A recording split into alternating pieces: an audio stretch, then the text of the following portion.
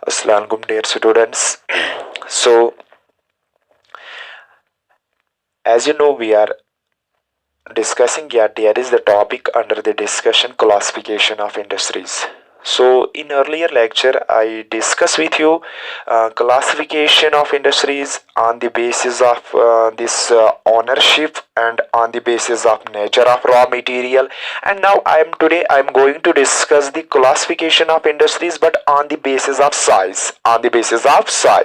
So listen, size means जो industries को हम क्लासिफाई कर रहे हैं on the basis of size, किस चीज का साइज देखा जाता है, यानी कुछ इंडस्ट्रीज साइज के हिसाब से हम लार्ज स्केल बोलते हैं, कुछ इंडस्ट्रीज को हम क्लासिफाई कर रहे हैं स्मॉल स्केल, मतलब साइज, जिन इंडस्ट्रीज का साइज ज्यादा है तो लार्ज, स्मॉल, जिनका कम साइज है तो उनको स्मॉल। लेकिन साइज किस चीज का देखा गया, इंडस्ट्री कितने एरिया पे फैली हुई है तो वो साइज क्या हम बेटा देखते हैं, इंडस्ट्रीज कम एरिया पे फैली हुई है तो क्या वो साइज देखा, तो जिसकी वजह से वो स्मॉल बन गई और वो लार्ज स्केल इंडस्ट्री बन गई।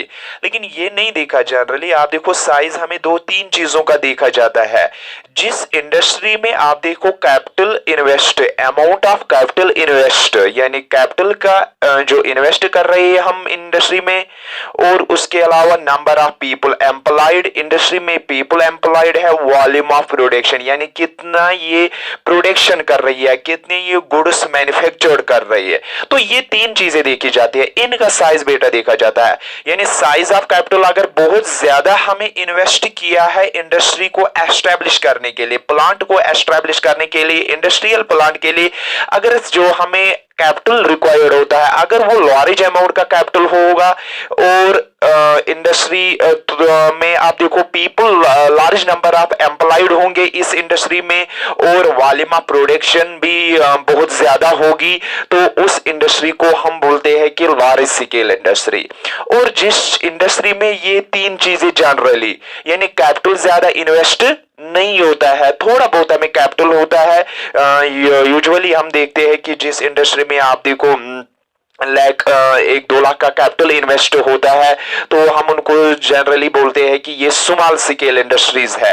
तो इसी तरफ हम देखते हैं कि जिस इंडस्ट्री में एम्प्लॉयड, नंबर ऑफ एम्प्लॉयज का साइज बहुत ही कम होगा तो that is known as this small scale industry. और जिसमें आप देखो जब ये स्मॉल स्केल इंडस्ट्री, कैपिटल ही कम होगा, पीपल भी, तो प्रोडक्शन भी कम होगी बेटा, कॉमन सेंस है। तो आप देखो जहां प्रोडक्शन वगैरह इन चीजों को देख के हम स्मॉल बोलते हैं, और जिसमें आप देखो ये अमाउंट इन्वेस्ट बहुत ज्यादा हो चुका है, तो जिसमें इन्वेस्ट ज्यादा हो चुका है और उसमें आप देखो इन्वेस्ट होने के बाद वो बड़ी इंडस्ट्री भी हो सकती है, वो बड़ा इंडस्ट्रियल प्लांट होगा, एम्प्लॉयड भी ज्यादा होंगे, हाई टेक्निकल इंडस्ट्री होगी और वॉल्यूम ऑफ प्रोडक्शन भी ज्यादा होगा, तो उसको हम बोलते हैं लार्ज स्केल इंडस्ट्री। तो ये बेटा आपको याद रखना, कोई आपको बोलेगा साइज तो आप बोलते हो on the basis of size, industries को आप क्लासिफाई करते हो स्मॉल स्केल और लार्ज स्केल, लेकिन आप किस चीज का साइज देखते हो, जो हम साइज देखते हैं कि साइज तीन चीजों का जनरली देखा जाता है, amount of capital invested, number of people employed and volume of production. अगर ये तीन चीजें बहुत ज्यादा हो तो that is known as large scale, और अगर ये यूजुअली बहुत ही कम हो तो हम उसको बोलते हैं स्मॉल स्केल इंडस्ट्रीज।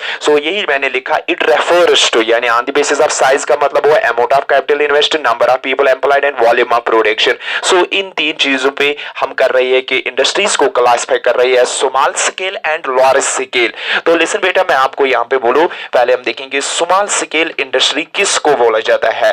तो स्मॉल स्केल इंडस्ट्री, ओके बेटा, लिसन, स्मॉल स्केल इंडस्ट्री वो इंडस्ट्री होती है the products are manufactured by the hand, the products are manufactured by the hand. जो स्मॉल स्केल इंडस्ट्रीज होती है वो जनरली वहां पे हम उनको हाउस होल्ड इंडस्ट्रीज भी बोल सकते हैं, कॉटेज और household industries are the type of small scale industries.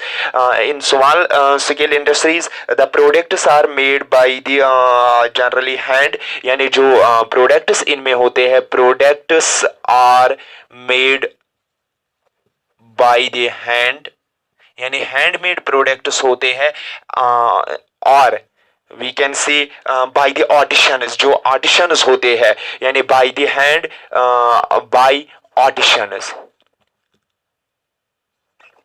जो आर्टिशंस होते हैं, स्किल्ड मैन होते हैं, जो स्किल्ड पर्सन होते हैं और वो क्राफ्ट्समैन होते हैं, जिनको कोई स्किल, जिनको कोई क्राफ्ट होगा उस चीज प्रोडक्ट को बनाने के लिए, वो जनरली आप देखो वो प्रोडक्ट आपने आपको, या हम देखेंगे उस प्रोडक्ट को वो हाथ का इस्तेमाल करते हैं, या जनरली आप देखो उसमें वो कुछ ट्रेडिशनल टूल्स या कुछ मतलब दिस स्मॉल टूल्स वो इस्तेमाल कर रहे हैं, वो हाई टेक्निकल टूल्स नहीं होते हैं। तो जैसे मैं आपको बोलूं फॉर एग्जांपल, अगर कोई आर्टिशियन कोई घर में बैठ के यानी दिस कारपेट वेविंग कर रहा है, कारपेट वेविंग कालीन बना रहा है, तो आप देखो वो ये आर्टिशियन जिसको कालीन बनाने आते हैं वो घर में इस इंडस्ट्री को चला रहा है, यानी वो घर में कालीन बना रहा है अपने घर के अंदर, अपने घर में। और आप देखो जो वो प्रोडक्ट बना वो जनरली हैंड से बना रहा है वो आर्टिशियन। और आप देखो इस कारपेट में कोई उसको ज्यादा इन्वेस्ट नहीं होता है, यूजुअली आप देखो 10-20 हजार का खर्चा होगा, जो इसके लिए आप देखो कुछ मतलब ये फ्रेम वेम वगैरह जिसपे ये कर रहे हैं, या वो मटेरियल जो आ रहा है, या उसके अलावा आप देखो कुछ सिंपल टूल्स होते हैं, वो मतलब वो टूल्स जो उनको इस्तेमाल होते हैं, जैसे वो थ्रेड्स वेड्स काटने के लिए आप देखो जनरली हम यहाँ पे बोलेंगे उनको वो चाकू जैसे टाइप के टूल्स होते हैं, उनको थ्रेड्स काटने के लिए, थ्रेड को बांधने के लिए आप देखो, या नीडल वगैरह का कुछ वो ऐसे होते हैं वो चीजें, वो तो आप देखो जनरली वो कोई हम देखेंगे this high technical scientific tools वो बड़े नहीं है, तो वो इन्हीं आप देखो उन ट्रेडिशनल टूल्स का इस्तेमाल करके इस प्रोडक्ट इस कारपेट को हाथ से बना रहा है। तो इसको बोलेंगे कॉटेज इंडस्ट्री, यानी कॉटेज मीन्स जो हाउस होल्ड, क्योंकि ये हाउस होल्ड इंडस्ट्री, ये हाउस में हम एस्टेब्लिश कर रहे हैं, और इसमें आप देखो कोई लार्ज इंफ्रास्ट्रक्चर की जरूरत नहीं, कैपिटल की जरूरत नहीं होती है, साइज ऑफ एम्प्लॉइज ज्यादा नहीं होता है, प्रोडक्शन ज्यादा नहीं होती है, यानी ये 2-3 पर्सन कर रहे हैं, या उसके बाद आप देखो प्रोडक्शन भी ज्यादा नहीं हो रही है, वो आप देखो 2 महीने 3 महीने में एक कारपेट बना रही है, तो ज्यादा भी प्रोडक्शन नहीं कर रही, तो हम इसको बोलेंगे जो ये कारपेट वेविंग है ये स्मॉल स्केल इंडस्ट्री है, या जितने भी हाउस होल्ड मीन्स बेटा जो हाउस में हम एस्टेब्लिश कर सकते हैं, जैसे ये कारपेट्स हम हाउस में बना रहे हैं तो इसको हाउस होल्ड इंडस्ट्री बोलेंगे, क्योंकि ये हाउस में ही एस्टेब्लिश, इसके लिए कोई बड़ा सा प्लॉट, बड़ा एरिया, बड़े एस्टेट्स की जरूरत नहीं होती है। तो वो industries that in which the products are made by the hand by the artisans, जहां पे प्रोडक्ट्स हैंड से बनाए जाते हैं by the artisans by using of this tools, simple tools, that industries are known as the small scale industries. Household industries जितने भी ये generally ये small scale industries are located in the houses, so they are known as the household industries, or we can say cottage industries. Cottage or household industries are type of small scale industry. जो ये cottage industries होते हैं, cottage industries में जहाँ पे हाथ से बनाया जाएगा जनरली, यानी हाथ और कुछ टूल्स का इस्तेमाल करके प्रोडक्ट को बनाया जाएगा। तो इसी तरह मैं आपको बोलूंगा जो ये स्मॉल स्केल इंडस्ट्री में हम देखेंगे बास्केट वेविंग, आप देखो ये बास्केट वेविंग है, कुछ पर्सन घर में बैठ के आप देखो टोकरी बनाते हैं, बास्केट्स बनाते हैं, वो यानी आप देखो जैसे किसी प्लांट के ब्रांचेस का इस्तेमाल करके या किसी और मटेरियल का इस्तेमाल करके, या बैम्बू वेविंग यानी बैम्बू से कोई आप देखो वो प्रोडक्ट्स वगैरह बना रहा है घर में, या स्कल्पटर्स होते हैं वुड कार्विंग कर रही है, आप देखो वुड पे कोई आप देखो वो नक्शा निगारी कर रही है, तो आप देखो कुछ उसको टूल्स होते हैं, यानी टूल्स एनग्रेविंग वगैरह के लिए, तो जनरली आप देखो इस इंडस्ट्री को वो घर में ही किसी कमरे में एस्टेब्लिश कर सकता है।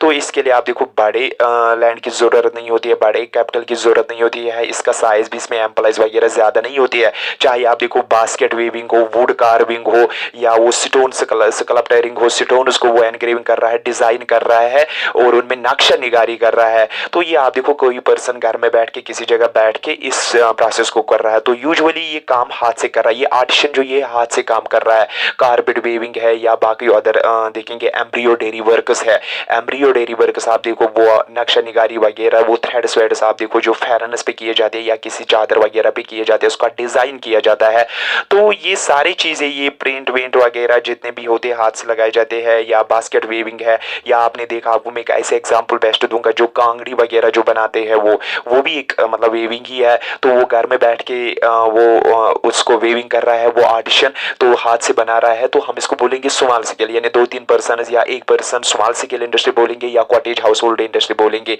जो पोर्टर है, पोर्टर जो बनाता है वो बर्तन वगैरह, तो आप देखो वो भी हम बोलेंगे, जो मिट्टी के वो बर्तन बना जनरली, तो वो भी हम बोलेंगे कॉटेज इंडस्ट्री, क्योंकि वो आर्टिशन घर में बैठ के स्मॉल स्केल इंडस्ट्री चला रहा, हाउस होल्ड इंडस्ट्री चल रहा। तो आप देखो यहाँ हम इसको स्मॉल क्यों बोलेंगे, क्योंकि आप देखो इसमें आप देखो जो कैपिटल है वो भी स्मॉल है जिसमें इन्वेस्ट जो हुआ है इसमें। उसके अलावा आप देखो लार्ज एस्टेट्स, लार्ज लैंड की जरूरत नहीं है, या उसके अलावा देखो बड़े highly scientific sophisticated tools, machinery advancer की जरूरत नहीं है, या उसके अलावा आप देखो इसमें नंबर ऑफ एम्प्लॉइज और प्रोडक्शन ज्यादा नहीं है। तो इसलिए स्मॉल स्केल इंडस्ट्री, सॉरी इन बास्केट वीविंग, कारपेट वीविंग, या आप देखो एम्ब्रॉयडरी या पोट्री वगैरह जितने भी है, और वुड कार्विंग या स्टोन्स वगैरह जो कार्विंग की जाती है, तो ये सारी चीजें हम आते हैं, ये हरे हाउस होल्ड इंडस्ट्रीज है, इनको बोलते हैं हम स्मॉल स्केल इंडस्ट्री। तो क्यों आपको से पूछेगा स्मॉल स्केल इंडस्ट्रीज क्यों बोला जाता है इनको, तो usually you say that their size, amount of capital, amount of labor and production is small in this household or industries, in basket weaving industries, in other industries, so that is why they are known as the small scale industries. So जो होते हैं ये small scale industries में, हम example अगर आपको देखेंगे, use lesser amount of capital and technology, यहाँ पे कैपिटल और टेक्नोलॉजी का ज्यादा इस्तेमाल नहीं किया जाता। ऑटोमेटिव मशीन्स, टूल्स, यानी जो आप देखो बड़े बड़े प्लांट्स, बड़े इंडस्ट्रीज, वहां पे ऑटोमेटिक मशीन्स है, हाईली साइंटिफिक मशीन्स है, जो रोबोटिक मशीन्स है, कंप्यूटर एडेड मशीन्स है, जिनको आप देखो मैनुअली 90% मशीन्स खुद कर रही है, 10% आप देखो, सॉरी 90% मशीन्स ऑटोमेटिक काम कर रही है, 10% मैनुअली होता है उनमें। वो सब कुछ अपने मशीन के जरिए वहां पे किया जाता है। वो रॉबोट्स उन मशीन को चला रहा है, कंप्यूटर एडेड उन मशीन को चला रही है, वो हाईली एडवांस्ड साइंटिफिक बड़े बड़े इंजीनियर्स उन मशीन को वहां चला रही है बड़े बड़े इंडस्ट्रीज में। तो हम उनको बोलेंगे that are the large scale industries, वहां प्रोडक्शन भी ज्यादा हो रही है। तो यहाँ पे आप देखो ये यूज लेस टेक्नोलॉजी का कर रही है, अमाउंट ऑफ कैपिटल वगैरह, तो हम इसलिए इनको बोलेंगे cottage and household industries को हम बोलेंगे स्मॉल स्केल इंडस्ट्रीज। तो लिसन बेटा, जो ये स्मॉल स्केल इंडस्ट्रीज है, पोट्री है एंड अदर हैंडीक्राफ्ट्स है, handicrafts means are these are examples of cottage है। Small scale industries use less amount of capital and technology as compare to large industries. ये large industry के मुकाबले में less capital and amount इस्तेमाल कर रहा है, तो that is why the producers produces large volume of product, sorry this as compare to large scale industries that produce the large volume of product. जो large industries होते हैं तो वो लार्ज वॉल्यूम प्रोडक्शन कर रही है, तो जिसकी वजह से आप देखो ये इंडस्ट्रीज जो होते हैं ये कम प्रोडक्शन कर रहे हैं, तो इसलिए इनको बोला गया small scale industries. Silk weaving and food processing industries also small industries. आप देखो उसके बाद हम कर रहे हैं सिलिक वेविंग, हम आप देखो सिलिक प्रोड्यूस कर रहे हैं, उसको वेविंग कर रहे हैं, उसको थ्रेड्स कर रहे हैं, गिनिंग कर रही है, तो या फूड प्रोसेसिंग, कुछ फूड बना रही है, कुछ फूड प्रोसेसिंग इंडस्ट्रीज, वो भी हम स्मॉल स्केल इंडस्ट्री में, क्योंकि इनको लार्ज कैपिटल वगैरह नहीं होती है। But production of automobiles and heavy machinery आ रहे हैं लार्ज स्केल इंडस्ट्रीज। अगर मैं आपको बोलूं जो प्रोडक्शन ऑफ ऑटोमोबाइल्स वगैरह जो होती है उनको बोलेंगे हम लार्ज स्केल इंडस्ट्रीज। तो इसलिए बेटा आप देखो जो दूसरा है large scale industries, large scale industries. तो लिसन बेटा, लार्ज स्केल इंडस्ट्री जो होती है that are the industries, large scale industries produces large volume of products, यानी जहां पे आप देखो लार्ज वॉल्यूम ऑफ प्रोडक्ट्स होंगे, जनरली मैं आपको यहां पे बोलूं produces the large volume of products, invest of capital is higher, the technology used is superior. So large volume of production, large volume of production by the, in large scale industries, large volume of production by the super by we can say by the superior technology, यानी जिन industry में आप देखो superior highly scientific technology का इस्तेमाल करके आप देखो large production, bulk production, mass production हो रही है, तो हम उनको बोलेंगे लार्ज स्केल इंडस्ट्रीज। तो आप देखो जिस इंडस्ट्री में आप देखो हाईली सुपीरियर टेक्नोलॉजी का इस्तेमाल हुआ, तो वो हाईली सुपीरियर टेक्नोलॉजी खरीदने के लिए, उसको चलाने के लिए, इस्तेमाल करने के लिए आप देखो हमें लार्ज कैपिटल की जरूरत होती है, लार्ज कैपिटल इन्वेस्टमेंट करना पड़ता है। तो उन हाईली सुपीरियर के लिए हमें लार्ज यहाँ पे आप देखो लेबर्स की भी जरूरत होती है। तो इन इंडस्ट्रीज में आप देखो लार्ज लेबर्स की भी जरूरत होती है। तो ये वो इंडस्ट्रीज होती है। Large scale industries are the those industries which uses the highly scientific superior technology to produce the large volume of production। जो इंडस्ट्रीज आप देखो that industries which uses the large which uses the superior या हम high technology scientific technology to produce the large amount of production, to produce the mass production, that are known as the large scale industries। In large scale industries there are the large number of employed, they employed the large number of persons and also large number of production occurs। Large scales are highly scientific and technological industries। These industries these large scale industries produce uses the large investment for the production and uses the employs the large these persons। इनमें large persons होते हैं। So for example जो large scale industries की example है automobile industries. Automobile industries आप देखो एक automobile को बनाने के लिए वहां पे उसके सुपियर पार्ट्स, उसके कंपोनेंट्स को बनाने के लिए इंजन जो होता है या बाकी अदर जो इसके सुपियर पार्ट्स होते हैं, तो वहां पे आप देखो ऑटोमोबाइल बनाने के लिए आप देखो एक हाई टेक्नोलॉजी का, एक बड़े प्लांट में आप देखो हाई टेक्नोलॉजी का इस्तेमाल किया जाता है। तो ये प्लांट ऑटोमोबाइल प्लांट डालने के लिए आप देखो आपको लार्ज इन्वेस्ट करना पड़ता है। जिन इंडस्ट्रीज में आप देखो large amount of capital invest होता है इस ऑटोमोबाइल प्लांट को डालने के लिए, इस मशीनरी को खरीदने के लिए, इस साइंटिफिक टेक्नोलॉजी को खरीदने के लिए। और उसके अलावा आप देखो इस ऑटोमोबाइल प्लांट में आप देखो बहुत सारे स्किल्ड एंड अनस्किल्ड या सेमी स्किल्ड लेबर्स की जरूरत होती है। तो यहाँ पे आप देखो large size of this employ भी ज्यादा है और ये लार्ज प्लांट्स में आप देखो लार्ज प्रोडक्शन हो रही है। ये आप देखो पार्टीशन जनरली हाथ से आप देखो कम प्रोड्यूस कर रही है लेकिन ये लार्ज अमाउंट ऑफ में प्रोडक्ट्स कर रही है। तो इन ऑटोमोबाइल इंडस्ट्रीज को हम बोलेंगे लार्ज स्केल इंडस्ट्रीज, क्योंकि इसको इन्वेस्ट करने के लिए आप देखो ऑर्डिनरी कैपिटल की जरूरत नहीं है, लार्ज अमाउंट ऑफ कैपिटल की जरूरत होती है। तो उसके बाद अगर हम देखेंगे ऑटोमोबाइल इंडस्ट्री के आप देखो रेलवे इंडस्ट्रीज, आप देखो जो रेलवे कोचेस, रेलवे इंजन बनाती है, कोई प्लांट बनाता है, तो उसके लिए हम देखेंगे जो ये रेलवे उसके लिए आप देखो high technology, high machine, high automatic machine का इस्तेमाल किया जाता है, बड़े बड़े प्लांट्स का। उसके अलावा हम देखेंगे स्मेल्टिंग इंडस्ट्रीज यानी मेटलर्जिकल इंडस्ट्रीज, स्मेल्टिंग इंडस्ट्री जो इंडस्ट्री आयरन ओर को स्मेल्ट कर रही है, कॉपर को स्मेल्ट कर रही है, या अदर मेटलर्जिकल इंडस्ट्रीज या अदर इलेक्ट्रॉनिक इंडस्ट्रीज है।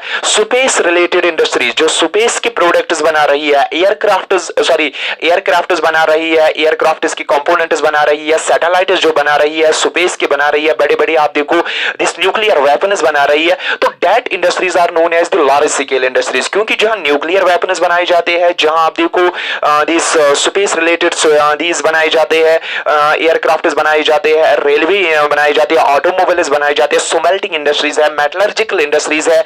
These industries uses the high technologies, high machinery, production, capital, investment, so everything is large, every component size is large, यानी volume of production is size large, investment size is large and the employment is large, so that is why these industries are known as the large industries, क्योंकि इनमें size इनके input का ज्यादा होता है और वहां पे इनपुट का साइज कम होता है, लेबर का साइज ज्यादा है वहां पे कम होता है। कॉटेज इंडस्ट्रीज में यहाँ प्रोडक्शन का साइज ज्यादा होता है, वहां पे कम होता है। So these are the factors which distinguish the large scale and the small scale industries. तो इसलिए बेटा आपको एग्जांपल में आपको याद रखना ऑटोमोबाइल इंडस्ट्रीज, या उसके अलावा अगर हम देखेंगे जो बाकी अदर इंडस्ट्रीज है ऑटोमोबाइल के अलावा आप देखो जो हैवी मशीनरीज बनाते हैं, या उसके अलावा आप देखो बड़े बड़े आप देखो दिस कॉम्प्लेक्स सॉफ्टवेयर इंडस्ट्रीज है, या आप देखो दिस बड़ी कम्युनिकेशन इंडस्ट्रीज है। बियॉन्ड आप दिस अगर हम देखेंगे कम्युनिकेशन इंडस्ट्रीज के अलावा आप देखो स्पेस रिलेटेड इंडस्ट्रीज है, सैटेलाइट्स वगैरह, रॉकेट जो बनाते हैं, सुपरसोनिक मिसाइल जो बनाती है, या उसके अलावा आप देखो रेलवे इंजन, कोचेस एटसेट्रा, या metallurgical industries, smelting industries, chemical industries, refineries, these are all the large scale industries. So ये था difference between the large and small. तो डिफरेंस जो हम कर रहे हैं वो हम कर रहे हैं साइज ऑफ प्रोडक्शन पे, साइज ऑफ लेबर्स पे, और उसके बाद साइज ऑफ इन्वेस्टमेंट इन्वेस्टमेंट यानी कैपिटल कितना इन्वेस्टमेंट हुआ, तो उस बुनियाद पे इंडस्ट्रीज लार्ज और स्मॉल स्केल में डिवाइड किए थे। So this was the classification, ये बेटा क्लासिफिकेशन था इंडस्ट्रीज के लिए। तो आपने देखा 3 क्लासिफिकेशन आपने इंडस्ट्रीज के पढ़े, this on the basis of size, on the basis of this nature of raw material and on the basis of this ownership. So now जो और एक टॉपिक है वो हम पढ़ने जा रहे हैं, factors affecting the location of industries. तो बेटा आपको यहाँ पे याद रखना कुछ फैक्टर्स ऐसे होते हैं जहां पे वो फैक्टर्स अगर फेवरेबल होंगे, अवेलेबल होंगे, तो वो इंडस्ट्री सक्सेसफुल होगी। अगर वो फैक्टर जनरली नॉन अवेलेबल होंगे, जो फैक्टर्स हमें इंडस्ट्री को चलाने के लिए, जो फैक्टर्स हमें इंडस्ट्री को सक्सेसफुल होने के लिए, रन करने के लिए जरूरत होते हैं, अगर उस रीजन में वो फैक्टर्स होंगे तो वहां पे वो इंडस्ट्री सक्सेसफुल होगी, वो इंडस्ट्री कामयाब होगी। लेकिन बेटा जो फैक्टर्स, जो प्री रिक्वायर्ड एक इंडस्ट्री के लिए होती है, अगर वो प्री रिक्वायर्ड हम उन्हीं प्री रिक्वायर्ड को, बुनियादी फैक्टर्स, अगर वो प्री रिक्वायर्ड या फैक्टर्स वहां पे अवेलेबल नहीं होंगे तो वहां पे हम इंडस्ट्री एस्टैब्लिश नहीं कर सकते। अगर एस्टैब्लिश की हुई so it may be unsuccessful, और वो अनसक्सेसफुल होगी। सो इसलिए हम वो फैक्टर्स देंगे जो डिसाइड कर रहे हैं इंडस्ट्री की लोकेशन। तो मतलब दूसरे वर्ड में ये भी कह सकता हूं बेटा कि अगर वो फैक्टर्स होंगे वहां पे जो इंडस्ट्री के लिए फेवरेबल होनी चाहिए, जिनकी वजह से इंडस्ट्री रन होगी, और अगर वो फैक्टर्स ना होंगे तो दैट मीन्स इंडस्ट्री उनकी बना पर वजह से, उनके बिना पर वो इंडस्ट्री कामयाब नहीं होगी। तो इसलिए मैं बोलूंगा कुछ प्रीरिक्वाइजिट होनी चाहिए। एक इंडस्ट्रियल प्लांट को एस्टैब्लिश करने से पहले हमें वो फैक्टर्स, वो प्रीरिक्वाइजिट होनी चाहिए। अगर वो होंगे तो वो इंडस्ट्री सक्सेसफुल होगी। अगर वो प्रीरिक्वाइजिट अवेलेबल ना होंगे so that industry may not run. So इसलिए हमें वो उनको मैं हाईलाइट यहां पे करूंगा। तो जिसके लिए आपका क्वेश्चन बन जाता है factors affecting industries, factors affecting industries बेटा। तो लिसन बेटा, जो फैक्टर्स अफेक्टिंग द इंडस्ट्रीज यानी अफेक्टिंग द इंडस्ट्रीज का मतलब क्या है? Affecting the location, affecting the location of industries, यानी जब हम इंडस्ट्री को लोकेट कर रहे हैं तो उसकी लोकेशन के लिए कुछ फैक्टर्स हमें अवेलेबल होने चाहिए। अगर वो फैक्टर्स वहां पे अवेलेबल है, फेवरेबल है, तो इंडस्ट्री सक्सेसफुल होगी। और अगर वो वहां पे फैक्टर्स अवेलेबल नहीं है या वो प्री रिक्वेस्टीज अवेलेबल नहीं है तो वो इंडस्ट्री सक्सेसफुल बेटा नहीं होगी। तो वही मैं यहाँ पे डिस्कस करने जा रहा हूं। The factors affecting the location of industry are the availability of raw material. जो फैक्टर्स इंडस्ट्री को लोकेट करने में हमें अफेक्ट कर रही है, उनमें जो पहला फैक्टर है अवेलेबिलिटी ऑफ रॉ मटेरियल। सो पहला जो फैक्टर है that is the availability of raw material, और दूसरा अगर हम देखेंगे that is the availability of raw material के अलावा अगर हम देखेंगे land, okay beta, then after the it is the water factor we should be available there, and beyond of this then one more factor that is the labor and labor power. So power के but that is the next factor capital transport market. So these are the factors. So बेटा पहले अगर हम देखेंगे ये जो availability of raw material, जैसे बेटा हम इंडस्ट्रियल प्लांट किसी जगह एस्टेब्लिश करने जा रहे हैं। सो यू में से द प्लेस ए, अगर हम किसी रीजन का नाम रखेंगे ए, इस प्लेस पे हम करने जा रहे हैं एक इंडस्ट्रियल प्लांट। एक इंडस्ट्रियल प्लांट मीन्स आई में say that is the iron steel plant. अगर मैं एक आयरन स्टील प्लांट को या एस्टैब्लिश करने जा रहा हूं तो मेरी जो लोकेशन, डिसाइडेड लोकेशन है वो प्लेस ए है। So that means I am going to locate a plant at this site A, but if I'm going to this locate the industrial plant at the site aid without thinking about these factors, without taking the consent of these factors, that is the locational factors, अगर मैंने locational factors को नजर में नहीं रखा तो शायद इस जगह पे ये सक्सेसफुल नहीं होगा। तो इसलिए मुझे एस्टेब्लिश करने से, इंस्टॉल करने से पहले at the site A I have to gone through these factors, locational factors, I have to review over these factors, मुझे एक बार इन पे रिव्यू करना है। रिव्यू करने के बाद I am going to decide, यानी उसके बाद मुझे डिसाइड करना है कि यहाँ पे ये सक्सेसफुल होगी कि नहीं। लेकिन अगर मैंने इनको देखे बगैर, इनको यानी कॉन्सेंट में लिए बगैर यहाँ पे लोकेशन की, तो ये इंडस्ट्री शायद सक्सेसफुल नहीं होगी। तो इसलिए पहले हम एस्टेब्लिश करने से पहले हम यहाँ पे जाते हैं। तो पहले मैं देख रहा हूं कि इस साइड ए पे मुझे रॉ मटेरियल अवेलेबल है। अगर मुझे यहाँ पे रॉ मटेरियल अवेलेबल है तो ये इंडस्ट्री आपको पता है कि रन नहीं होगी without the raw material. So industry could not be established. Raw material is the prerequisite for this base of the industry, यानी इंडस्ट्री की बेस के लिए आप देखो रॉ मटेरियल बहुत जरूरी है। तो manufacturing process is impossible, manufacturing process is impossible without the raw material. So you can do nothing, आप कुछ भी नहीं कर सकते हो without the raw material, without availability of raw material. So इसलिए मैं बोल रहा हूं it is the primarily, it is the predominate factor, ये सबसे एक इंपॉर्टेंट फैक्टर जिसके बारे में मुझे पहले सोचना है। अगर मैं यहाँ पे रॉ मटेरियल है तो मुझे ये फैक्टर अवेलेबल है, उसके बाद मैं दूसरे फैक्टर्स देखूंगा। तो पहले मुझे यहाँ पे इस साइड पे रॉ मटेरियल है। अब अगर नहीं है तो मुझे कॉस्ट ऑफ रॉ मटेरियल यहां तक कितना आएगा। सपोज ये रॉ मटेरियल मुझे अब यहाँ पे अवेलेबल नहीं है, किसी दूसरी जगह से मुझे लाना है। सपोज ये बहुत किसी यहां से लाना है, तो इस जगह से यहां तक लाने के लिए मुझे कितना कॉस्ट होगा। अगर मुझे कॉस्ट ज्यादा हुआ तो प्रोडक्ट का उतना, जो प्रोडक्ट यहां से निकलेगा बेटा, जो प्रोडक्ट उसका आउटपुट ज्यादा नहीं होगा, क्योंकि मुझे ट्रांसपोर्टेशन कॉस्ट ज्यादा आता है, क्योंकि मैं इंडस्ट्री को एक ऐसी जगह पे लोकेट करने जा रहा हूं जहां पे मुझे कॉस्ट ऑफ ट्रांसपोर्ट बहुत ज्यादा हो रहा है। So because of this expensive transport, so the output is less, the output is less, यानी जिसकी वजह से मैं आपको प्रॉफिट कुछ नहीं हो रहा है। तो ये भी मुझे नजर में रखना है। पहले एक तो मुझे देखना है कि अवेलेबिलिटी ऑफ रॉ मटेरियल है नियर दी। सो अगर रॉ मटेरियल अवेलेबल है तो दिस इंडस्ट्री कैन सक्सेसफुल, क्योंकि इसको कॉस्ट ऑफ ट्रांसपोर्ट कम आएगा अगर नियर नेबरिंग हुड में अवेलेबल है। अगर अब नेबरिंग हुड में अवेलेबल नहीं है तो मुझे कहां से मंगाना है, ओवरसीज से मंगाना है या किसी दूसरी साइड से मंगाना है, तो वहां दूसरे साइड से, दूसरे लोकेशन से मुझे यहां तक मंगाने के लिए मुझे ये ट्रांसपोर्ट कॉस्ट कितना आया।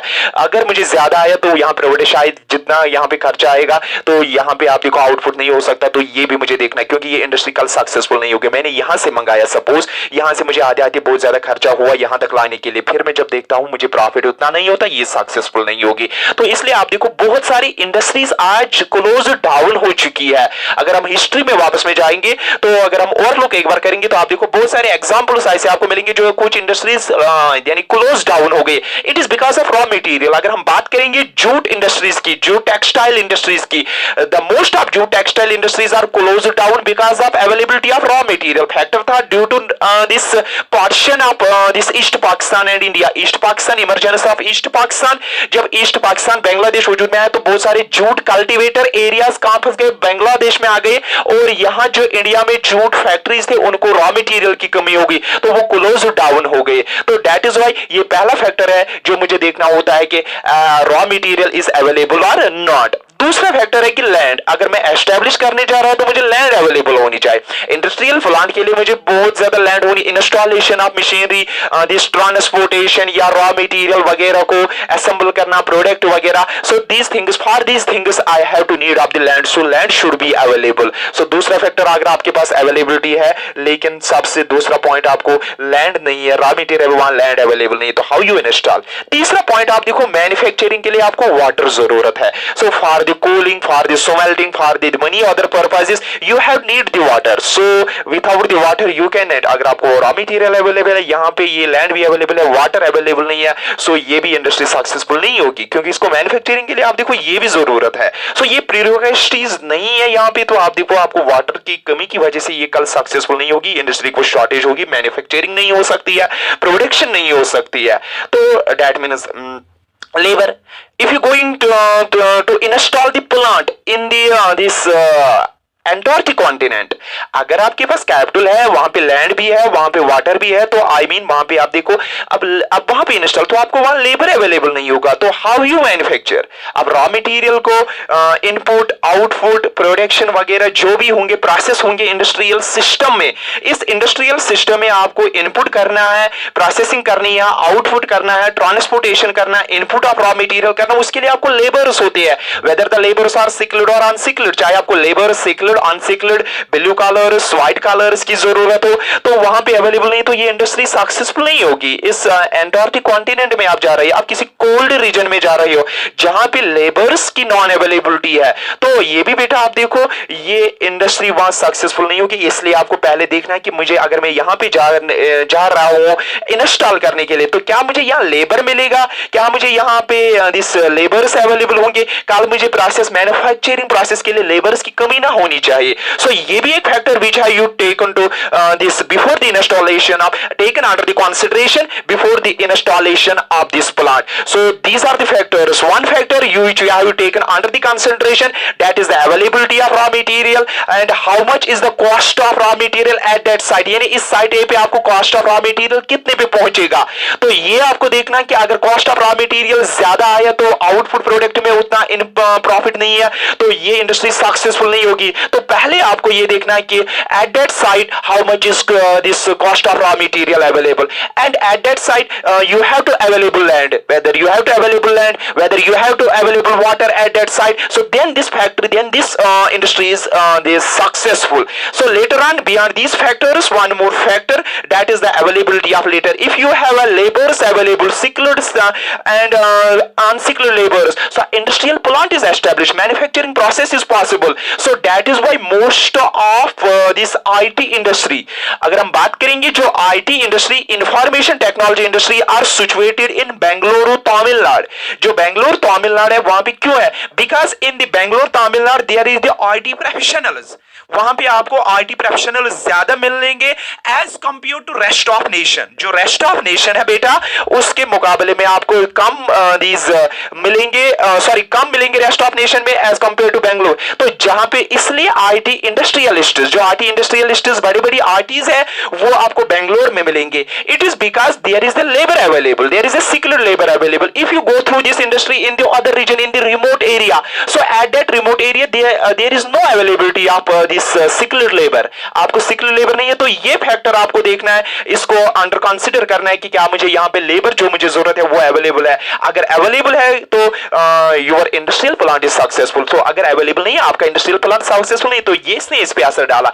इस फैक्टर ने इस पे डाला, इसने इस पे असर डाल दिया, इसने इस पे असर डाल दिया, तो हम इनको बोलते हैं लोकेशनल फैक्टर। मतलब ये डिसाइड कर रही है, ये अगर अवेलेबल रॉ मटेरियल है, चीप रॉ मटेरियल अवेलेबल है एट दैट साइट, तो ये लोकेट होगी। अगर ये अवेलेबल है तो ये लोकेट होगी, अगर ये अवेलेबल है ये लोकेट होगी, अगर ये अवेलेबल है लोकेट, अगर ये अवेलेबल नहीं है तो ये लोकेट नहीं हो सकती है बेटा, इस जगह पे लोकेट नहीं है, तो हम इनको बोलेंगे locational. Deciding factors, factors deciding the location, if they are favourably available, यानी ये फेवरेबल अवेलेबल है, फेवरेबिलिटी अवेलेबल है, सेटिस्फैक्टरी अवेलेबल है, so you may install there and this the industry is successful at that site. So if these factors are not favorably, normally not available at that site, so the industry is not successful at that site, so you cannot locate the industry. So that is why these factors are also known as the locational factors that affect the industries, yeah, decisional factors which affect the location of industry. And beyond of this, moreover this, that is the for the manufacturing, for the processing of this raw material, so you have to need of energy, आपको energy की जरूरत होती है, electricity की जरूरत होती है, या कोई दूसरा सोर्स ऑफ एनर्जी है, coal, petroleum. So at for that purpose our manufacturing process is incomplete until you have the good supply of this energy, fuel energy. So जब तक आपको फ्यूल एनर्जी की गुड सप्लाई ना हो या sufficient available of electricity available ना हो, so your manufacturing is impossible, because for this running of machine is for the processing of the raw material in the industrial plant, for the other this process there is a need of electricity, there is a need of fuel. So if you have eight that side good availability of this energy, so you may establish the industry. And at that site, if that at locational site, if there is not this enough sufficient quantity of energy available, fuel available, so the industrial plant is unsuccessful. And that one more thing, that is the capital. So उसके बाद आप देखो capital, these factors are available. If the capital is not available, how you install the purchasing the industry, purchasing the raw material, purchasing the infrastructure. So एक industry के लिए आपको purchase बहुत चीजें करने हैं. परचेज क्या करना आपको, यानी इस कैपिटल से अमाउंट ऑफ मनी से आप कैपिटल करोगे, मशीनरी करोगे, टेक्नोलॉजी खरीदोगे, फ्यूल खरीदोगे, पावर सप्लाई खरीदोगे, उसके अलावा रॉ मटेरियल खरीदोगे या लैंड वगैरह बाकी चीजें आप खरीदोगे. जब कैपिटल ही नहीं है तो इंडस्ट्री लोकेट नहीं कर सकते. तो इसलिए आप देखो जो मोस्ट ऑफ इंडस्ट्रीज आप देखो मुंबई, दिल्ली, बेंगलोर वगैरह में है, because lot of capitalists are there. So in the other regions आप देखो जो रिमोट एरियाज होते हैं वहां पे आप देखो बड़े इंडस्ट्रियल प्लांट्स नहीं है, because non availability of capital. So सबसे इंपॉर्टेंट चीज है कि जहां पे आप देखो जिस रीजन में कैपिटलिस्ट्स होंगे वहां इंडस्ट्रीज ज्यादा होंगे, जिस रीजन में कैपिटलिस्ट्स नहीं होंगे वहां इंडस्ट्री नहीं है, क्योंकि यही लोकेशन कैपिटल, क्योंकि कैपिटलिस्ट्स अवेलेबल नहीं है. तो उसके बाद आप देखो this input of raw material और आउटपुट ऑफ प्रोडक्ट्स, यानी जो आपको इनपुट और आउटपुट ऑफ रॉ मटेरियल के लिए ट्रांसपोर्टेशन चाहिए, good network of transportation. So that is why this Jammu Kashmir, अगर मैं जम्मू कश्मीर की बात करूंगा, हिमालयन रीजन की बात करूंगा, are the backward in the industrial develop. So J&K, this union territory of J&K is the backward in the industrial develop. It is because of this that is the not good network of transport. आप देखो जहां पे good cheap and good network of transport नहीं है, ना railway transport है for this input and output of this products. So transport plays an important or we can say vital role in this manufacturing process, input and output of these products. So the place site A, if at that site there is a good network of, there is a good means of transport, so at this site is best, यानी ये side best है, यहाँ पे आपको कोई problem नहीं होगी.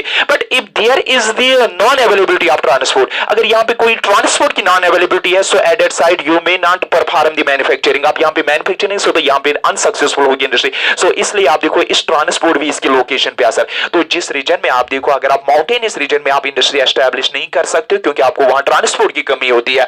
जम्मू कश्मीर शायद बैकवर्ड इसलिए है क्योंकि यहाँ पे गुड नेटवर्क ऑफ ट्रांसपोर्ट. अभी भी रेस्ट ऑफ नेशन से हमारी J&K टेरिटरी कनेक्टिविटी नहीं है, इसको रेस्ट ऑफ नेशन से रेलवे ट्रांसपोर्ट से. इट इज बिकॉज ऑफ, या आप देखो वो रोड्स भी जो है माउंटेनियस रोड जो है वो क्लोज डाउन होते हैं मोस्ट ऑफ ईयर में. आप देखो it is because of not good network of transport. So most of industrialists prefer the other areas in the plain areas that there is a good network of transport. जहां good network of transport होती है वहीं पे वो इसको establish कर रहे हैं, और जहां good network of transport नहीं होती वहां पे एस्टैब्लिश, क्योंकि इंडस्ट्री की बहुत सक्सेसफुल नहीं होगी, उसको इनपुट रॉ मटेरियल की कमी होगी, उसको आउटपुट प्रोडक्ट्स होते हैं. And then after I am going to last discuss that is the market. So whether there is the market available, so the manufacturing is complete. So market plays an important role for this disposal of goods. यानी आपकी industry का success जो depend होता है वो last पे market होता है. अगर आपको मार्केट अवेलेबल है आपके प्रोडक्ट्स का, सो डिस्पोजल हम जहां पे इनको करेंगे, खारिज करेंगे, तो वो इंडस्ट्री सक्सेसफुल होगी, क्योंकि यही आपको प्रॉफिट दे रहा है. सो जब मार्केट नहीं होगा तो आपके गुड्स को प्रॉफिट कौन देगा? आप कैसे दूसरी बार परचेज करोगे raw material, labour and other transport. So this market plays an important role. So market should be available. So जहां पे आप देखो, इसलिए मोस्ट ऑफ इंडस्ट्रीज आप देखो लोकेटेड नियर द मार्केट की होती है, क्योंकि उनको किसी जगह मार्केट अवेलेबल. तो इसलिए मैं बात कर रहा हूं टिस्को. अगर आपको पता है TISCO Tata iron steel company को एस्टैब्लिश किया गया है इन द जमशेदपुर झारखंड. तो वजह यह था कि इसको वेस्ट बंगाल मार्केट नजदीक था.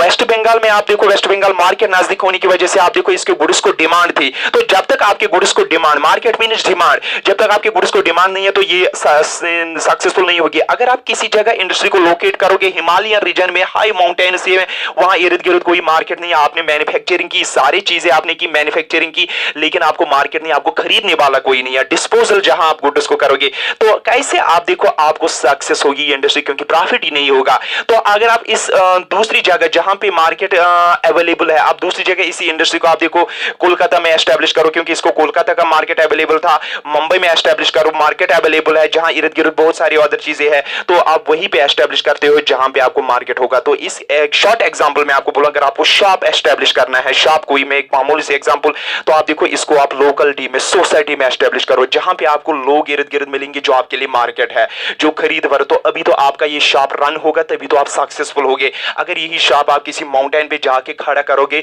वहां सारी चीजें रखोगे, लेकिन वहां आपको खरीदने वाला कोई नहीं होगा, आपके गुड्स को डिस्पोजल कोई नहीं, मार्केट नहीं होगा, तो आपका शॉप कामयाब होगा, आपको प्रॉफिट होगा, ये सक्सेसफुल होगा। ये जहां पे आपने इसको लोकेट किया वहां पे ये सक्सेसफुल नहीं, वहां क्लोज डाउन होगा। तो क्योंकि ये लोकेशनल फैक्टर गलत था, तो इसलिए अगर हम देखेंगे दूसरा, आपको मार्केट अवेलेबल नहीं था, तो इसीलिए हम देखते हैं इंडस्ट्रीज को वहां एस्टेब्लिश किया जाता है जहां इनको मार्केट अवेलेबल होगा। So market plays an important role for the location of. So वही मैंने बेटा बोला, आपका क्वेश्चन था फैक्टर्स अफेक्टिंग लोकेशनल इंडस्ट्री, या इनको बोला जाता है लोकेशनल फैक्टर जो डिसाइड कर रहे हैं फेट ऑफ इंडस्ट्री, कि इंडस्ट्री का किस्मत जो डिसाइड कर रही है। अगर अवेलेबिलिटी रॉ मटेरियल होगी, लैंड होगी, वाटर होगी, labour, power, capital, transport plays an important role for the location of industry. So these are the factors which affecting the location of industry.